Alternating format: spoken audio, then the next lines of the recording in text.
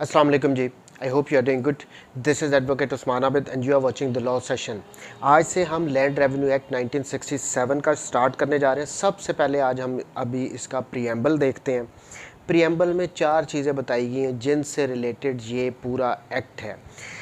Where as it is expedient to consolidate and amend the law relating to. अब ये कह रहे हैं कि जो लॉ कंसोलिडेट किए गए हैं उनको अमेंड किए गए हैं किन के regarding the making and maintenance of records of rights. जितने भी रिकॉर्ड्स ऑफ राइट्स हैं यानी जो भी मलकियत का रिकॉर्ड है उससे रिलेटेड उनको बनाना कैसे है, उनको मेंटेन कैसे करना है, ये सारा कुछ इसी कानून में बताया जाएगा।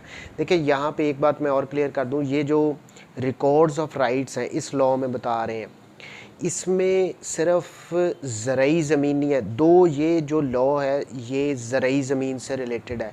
लैंड रेवेन्यू मींस ज़रई ज़मीन, लेकिन जब रिकॉर्ड्स ऑफ राइट्स की बात आएगी तो इसमें ज़रई ज़मीन एग्रीकल्चर लैंड वो भी इंक्लूडेड है।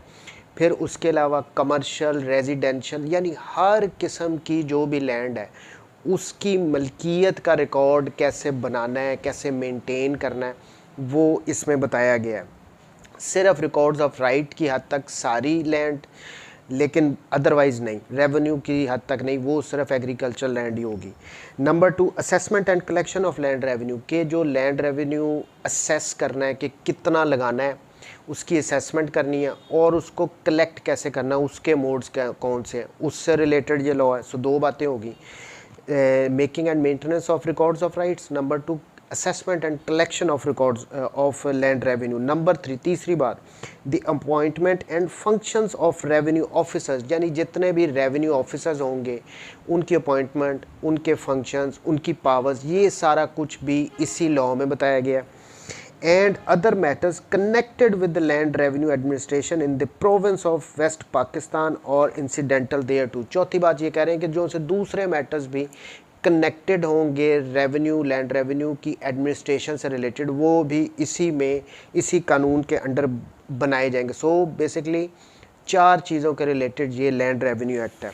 अब chapter number 1 preliminary section 1 short title extent and commencement. This act may be called West Pakistan land revenue act 1967। अब ये यहाँ पे कन्फ्यूजन आ जाती है कि ये West Pakistan land revenue act क्यों इसका नाम है इस एक्ट का। देखें ये 1967 का लॉ है। उस वक़्त पाकिस्तान के साथ बांग्लादेश हम इकट्ठे थे। जो हमारा अब का पाकिस्तान है ये चारों सूबे ये उस वक़्त वेस्ट पाकिस्तान था और जो बांग्लादेश था वो हमारा ईस्ट पाकिस्तान था। सो ये दो सूबों में उस टाइम पे पाकिस्तान डिवाइडेड था। वो बाद में 71 में अलहदा हो गया। सो हमारा ये वेस्ट पाकिस्तान जो कि अब पाकिस्तान है। सो इसके नाम को अमेंड होना चाहिए लेकिन अभी तक नहीं किया गया। सो कंफ्यूज नहीं होना, वेस्ट पाकिस्तान मीन्स हमारा ये पाकिस्तान ही है। ये उस वक्त के हिसाब से इसका नाम रखा गया था। Subsection 2 it extends to whole of the province of West Pakistan except tribal areas। अब यहाँ पे कह रहे हैं प्रोविंस ऑफ वेस्ट पाकिस्तान। अब ये वो प्रोविंस मैंने आपको बता दिया कि उस वक्त पाकिस्तान 2 सूबों में डिवाइडेड था। सो ये अब हमारे पूरे पाकिस्तान पे ही एप्लीकेबल है और सिर्फ ट्राइबल एरियाज़ पे ये कह रहे हैं नहीं applicable. Subsection 3 it or any specified provision thereto. वो कह रहे हैं ये कानून, ये लैंड रेवेन्यू एक्ट या इसकी कुछ specific provisions shall come into operation in such area or areas and on such date or dates as the government may by notification appoint in this behalf। देखें हम जब कभी दूसरे लॉज पढ़ते हैं तो उन पे बताया होता है कि ये इस दिन से कानून लागू हो जाएगा, 31 मार्च so and so, 1 January 2000 so and so. यहाँ पे कह रहे हैं कि ये जो एक्ट है और या पूरा एक्ट या इसकी कुछ स्पेसिफिक प्रोविजंस जो हैं उनके रिलेटेड ये गवर्नमेंट डिसाइड करेगी वो कब से एप्लीकेबल होंगे। इसमें एग्जैक्ट डेट नहीं बताई गई। It or any specified provisions thereof shall come into operation in such area or areas के कुछ एरिया में, स्पेसिफिक एरिया में या बहुत सारे स्पेसिफिक एरियाज़ में, ऑन सच डेट एज में भी यानी जिस डेट पे गवर्नमेंट नोटिफिकेशन के थ्रू बताएगी ये उस दिन से एप्लीकेबल होगा। Subsection 2 power to except any area from provisions of unsuited thereto, यानी कुछ प्रोविजंस को कुछ एरियाज़ में एप्लीकेबल नहीं किया जाएगा। इस सेक्शन 2 में ये बताया गया। अब इसका सब सेक्शन 1 क्या कहता है, should the circumstances of any area in which this act और any specified provisions thereof has been brought into force be such that, यानी वो कह रहे हैं कि किसी अगर ख़ास एरिया में ये पूरे एक्ट को या उसकी कुछ स्पेसिफिक प्रोविजंस को लागू किया गया, लेकिन सर्कमस्टांसेस ऐसे हैं in the opinion of the government the provisions और any other provisions of the act, लेकिन वो सर्कमस्टांसेस ऐसे हैं, लागू तो कर लिया है, लेकिन गवर्नमेंट को लगता है कि इस किस्म के सर्कमस्टांसेस है कि ये एक्ट या इसकी कुछ प्रोविजंस इज़ अनसूटेड देयर टू, उस एरिया के लिए सूट नहीं कर रही ये एक्ट या इसकी कुछ स्पेसिफिक प्रोविज़न किसी ख़ास एरिया के लिए सूट नहीं कर रही। तो इस सिचुएशन में क्या होगा, गवर्नमेंट में बाय नोटिफिकेशन गवर्नमेंट नोटिफिकेशन के through except that area from operation of such provisions and thereupon those provisions shall not apply to such area until the notification is resigned.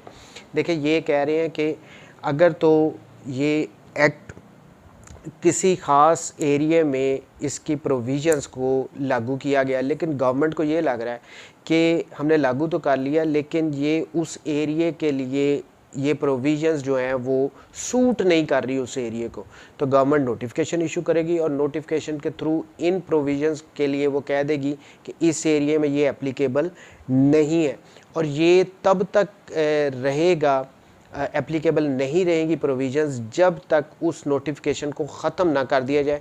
किसकी तरफ से, government ने अगर issue किया notification तो उसी ने ख़त्म करना है। सो जब तक वो गवर्नमेंट नोटिफिकेशन वापस नहीं लेती तब तक उस स्पेसिफिक एरिया में जिसमें इस एक्ट की प्रोविजंस सूट नहीं कर रही वो सस्पेंड हो जाएंगी, वो लागू नहीं होंगी।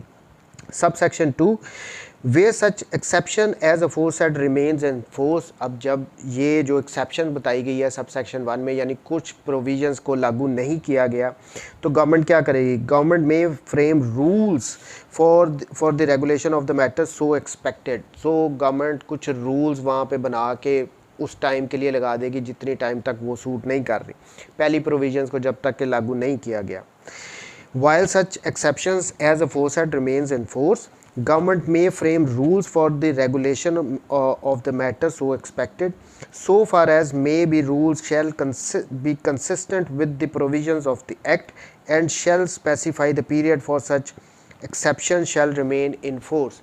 वो कह रहे हैं कि जब वो प्रोविज़न सूट नहीं कर रही थी नोटिफिकेशन के थ्रू उनको लागू नहीं किया गया, तो उतने अरसे के लिए जितने अरसे के लिए वो लागू नहीं है वहाँ पे गवर्नमेंट कुछ रूल्स बनाएगी और रूल्स अकॉर्डिंगली बनाएगी इसी एक्ट के, ताकि वहाँ पे काम चलता रहे, रुके ना कि यहाँ पे तो लॉ ही नहीं है तो मैटर्स किस तरह चलाए जाएंगे। सो ये था कि कुछ स्पेसिफिक एरिया में अगर इस लैंड रेवेन्यू एक्ट की प्रोविजन सूट नहीं कर रही तो उनको लागू नहीं किया जाएगा, उनकी जगह फिर नोटिफिकेशंस के थ्रू रूल्स बनाए जाएंगे।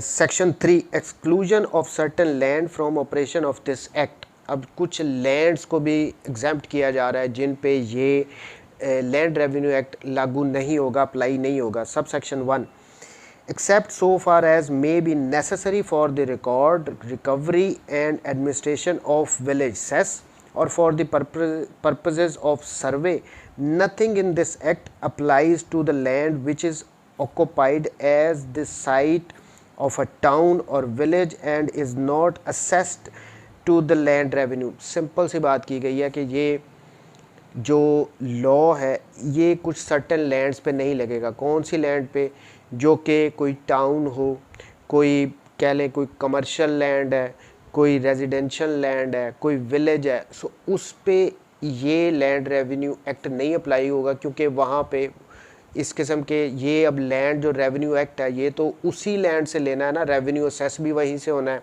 कलेक्ट भी वहीं से होना है जो कि एग्रीकल्चरल लैंड होगी। उसके अलावा कोई कमर्शियल लैंड है, कोई टाउन है, कोई रेजिडेंशियल एरिया, कोई विलेज है, उस पे ये लॉ जो है वो एप्लीकेबल नहीं होता, क्योंकि वहाँ से रेवेन्यू भी नहीं लिया जाता। अब यहाँ पे देखिए अगर गौर करें तो जो हमारे गांव होते हैं, विलेजेस होते हैं, वो उनके इर्द गिर्द तो होता है फसलें वगैरह होती हैं, ठीक है, ज़रूरी ज़मीन होती है, लेकिन उसके दरमियान एक गांव, एक रेजिडेंशियल एरिया होता है।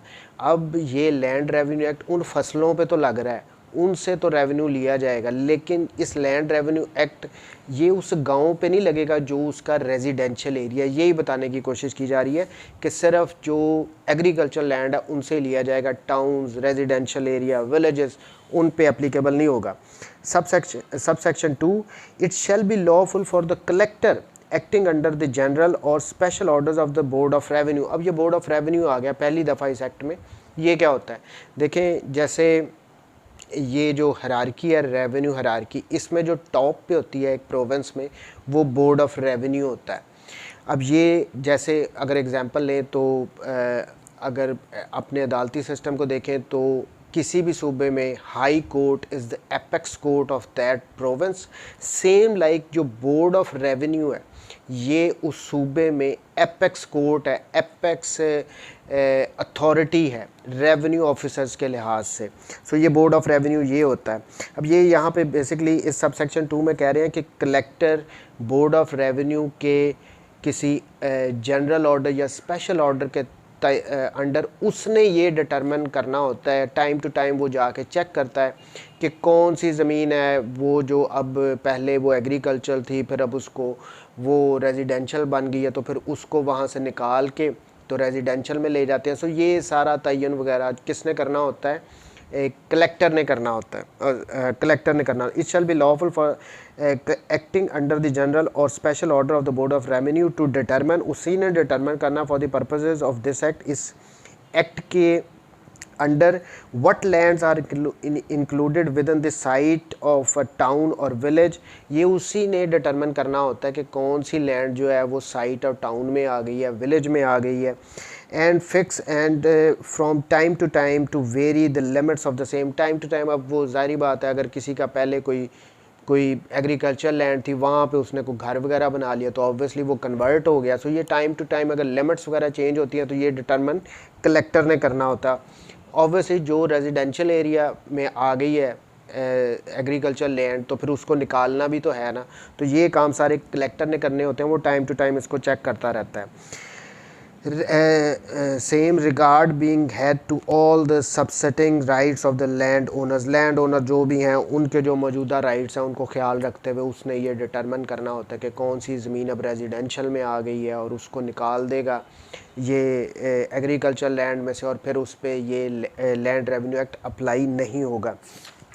अब इसमें यहाँ पे हम लैंड रेवेन्यू को पढ़ रहे हैं। देखें, एक पहली बात, लैंड मींस एग्रीकल्चर लैंड, ज़रूरी ज़मीन जिस पे फसल वगैरह उगाई जाएगी। रेवेन्यू, अब ये रेवेन्यू का मतलब भी यहीं पे क्लियर कर लें। रेवेन्यू का लिटरल मीनिंग तो होता है आमदन, बट ये आमदन किसकी, गवर्नमेंट की आमदन।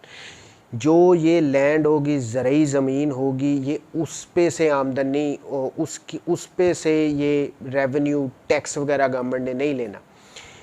उस ज़रूरी ज़मीन पे जो फसल की पैदावार होती है उस पे से टैक्स लिया जाता है गवर्नमेंट की तरफ से। अब ये एक फॉर इंस्टेंस एक पर्सन है, उसकी कोई ज़मीन है 5 एकड़, अब उसने उस पे फसल उगाई। अब फसल उगाने के बाद फिर उस पे जो भी उसकी पैदावार हुई, 100 मन गन्ना हुआ या जितना भी गन्ना हुआ, वो उसकी प्रोड्यूस आ गई।